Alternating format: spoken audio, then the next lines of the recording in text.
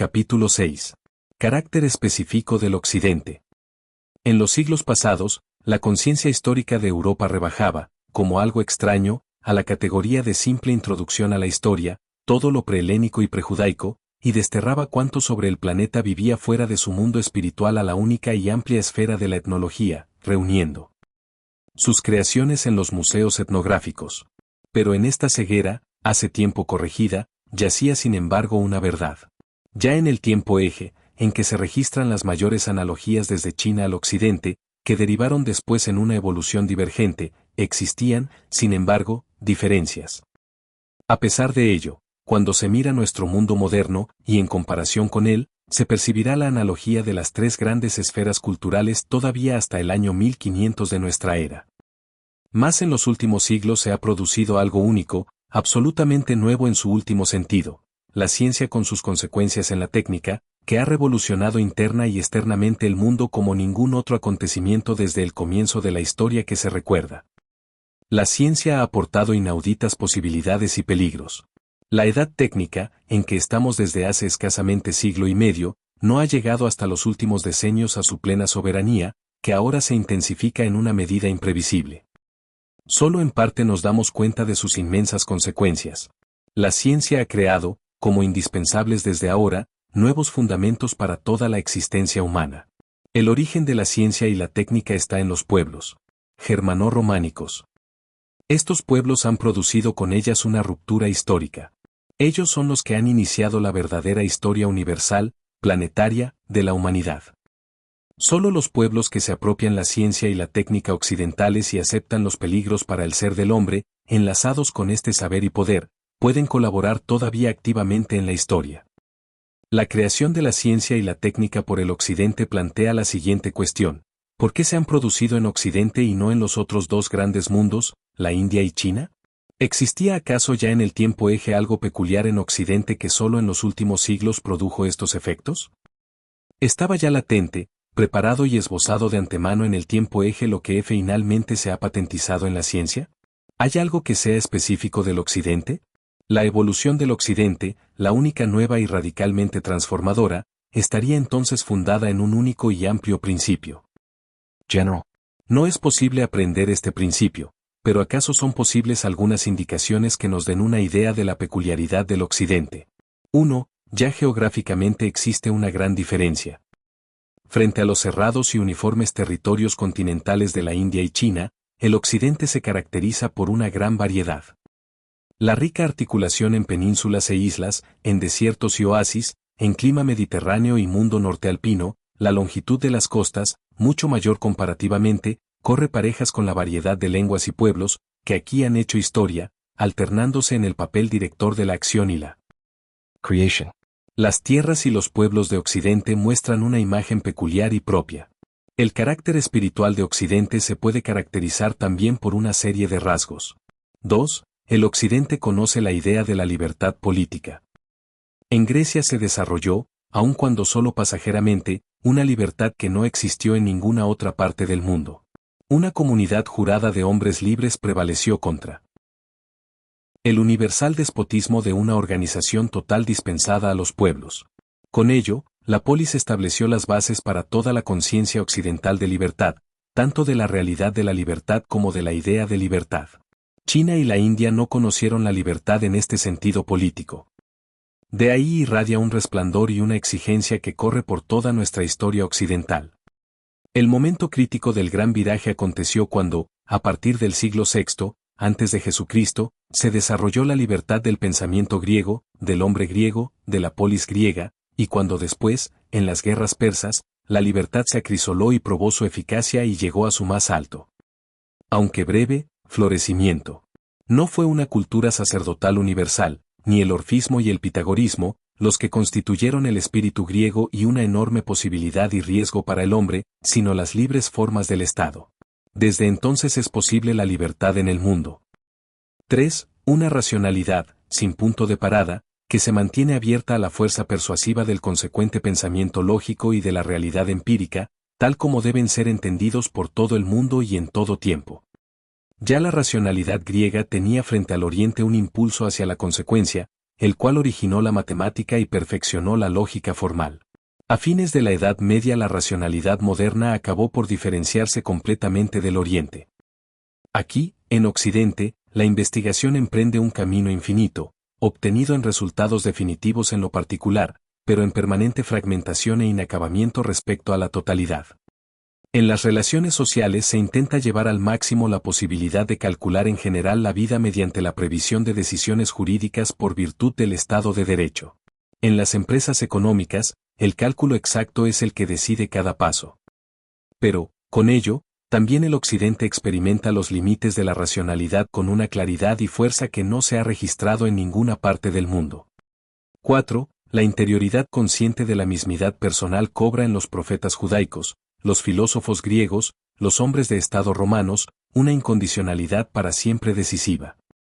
Pero con ello también se ha hecho posible que el hombre se desligue del suelo firme de la naturaleza y de la sociedad humana, desde los sofistas, e ingrese en el vacío. El hombre occidental ha experimentado en la más alta libertad los límites de la libertad en la nada. En la más resuelta mismidad experimentó precisamente el carácter de dádiva y regalo de aquello que, por virtud de una fijación falsa, creía poder poner sobre sí mismo como mero yo, como si el hombre fuera principio y creador. 5. Para el occidental siempre es indispensable el mundo en su realidad. El occidente conoce, como las otras grandes culturas, la escisión del ser humano, de un lado, la vida en estado natural, del otro, el misticismo del mundo, de un lado, los no hombres, del otro, los santos.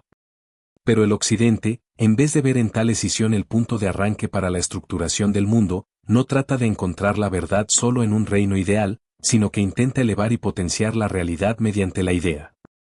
El occidente conoce con peculiar penetración la exigencia de tener que dar forma al mundo. Conoce el sentido de la realidad del mundo, que equivale a ejecutar la infinita tarea de conocer, mirar, realizar, en el mundo mismo sirviéndose de él.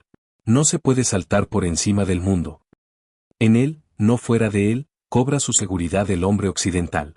De este modo se ha hecho posible una experiencia de la realidad del mundo que conoce el fracaso en ese profundo sentido cuya interpretación no tiene fin.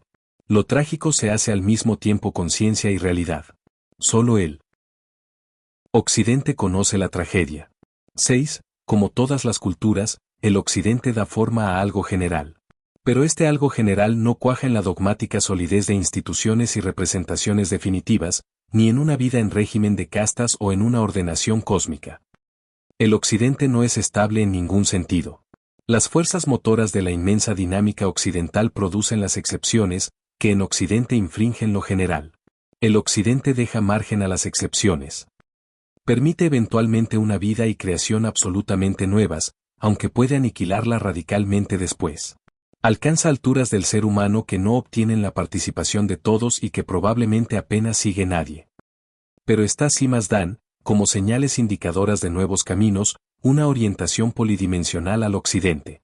En esto radica su permanente inquietud, su constante insatisfacción, su incapacidad de contentarse con algo perfecto y acabado.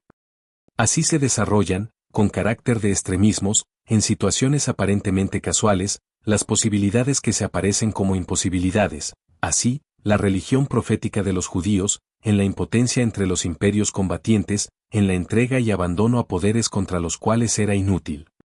Toda lucha, en la decadencia política. Así floreció en las lindes del mundo de las potencias políticas la cultura nórdica y el modo de pensar de los islandeses, que se oponían a la reglamentación estatal. 7. Frente a su libertad y fluidez infinita el Occidente pasa de nuevo al extremo contrario por la pretensión de exclusividad de la verdad religiosa en las religiones bíblicas, incluso el islamismo. Solo en el Occidente se ha manifestado el totalitarismo de esta pretensión como un principio que corre permanentemente a lo largo de la historia.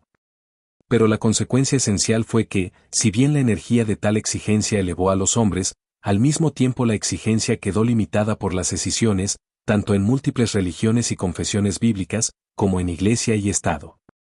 La pretensión de dominio único produjo, al encontrar enfrente la misma pretensión en otras formas, no solo el fanatismo, sino también el irresistible movimiento crítico posterior. Precisamente al hecho de que no existiera una única soberanía, sino que la Iglesia y el Estado estuviesen en competencia, ambos con exigencias totales, a las que solo ocasionalmente se renunciaba por las necesidades de un compromiso, debe el Occidente, merced a la constante tensión espiritual y política, su alta energía espiritual, su libertad, su infatigable buscar y descubrir, la amplitud de su experiencia, a diferencia de la unidad y ausencia de tensión, comparativamente, de los imperios orientales, desde Bizancio a China. 8. En un mundo que no queda cerrado por ningún principio general, pero siempre se dirige a lo general, en el cual las excepciones irrumpen y cobran vigencia de verdad, y por la exigencia de exclusividad de las creencias religiosas históricas admite las dos cosas en su seno, tal tensión tenía que llegar a los límites más extremos. De aquí que sea propia del Occidente una decisión que lleva las cosas al vértice último, llega a la más completa claridad, se plantea resueltamente el esto o aquello. De aquí que llegue a la plena conciencia de los principios y establezca los frentes de combate más íntimos. La decisión se patentiza en las tensiones históricas concretas, en las cuales casi todo lo que en el Occidente actúa tiene que entrar forzosamente. Así, por ejemplo, las tensiones entre cristianismo y cultura, entre Estado e Iglesia, entre imperio y naciones, entre naciones románicas y germánicas, entre catolicismo y protestantismo, entre teología y filosofía. En ninguna parte está el lugar absoluto, firme. Todo se ve puesto en cuestión precisamente cuando pretende ser ese punto fijo. 9. Tal vez este mundo de tensiones sea, a la vez, condición y consecuencia del hecho de que solo en Occidente se hayan dado personalidades independientes con tal plétora de caracteres, desde los profetas judaicos y los filósofos griegos, pasando por los cristianos eminentes, hasta las figuras de los siglos XVI al XVIII. Y finalmente, y ante todo, es un aspecto característico del Occidente la vida personal y la fuerza con que se ilumina a sí mismo en un movimiento que jamás acaba. En el Occidente se ha desarrollado un grado de abierta franquía espiritual, de reflexión sin término, de interioridad para el cual únicamente aparece claro el sentido de la comunicación entre los hombres y el horizonte de la verdadera razón. El Occidente ha llegado a la conciencia de su propia realidad. No ha producido un tipo humano dominante, sino muchos y opuestos. Ningún hombre es todo, cada hombre está ahí, necesariamente, no solo enlazado a los demás, sino separado. Y nadie puede, por tanto, quererlo todo.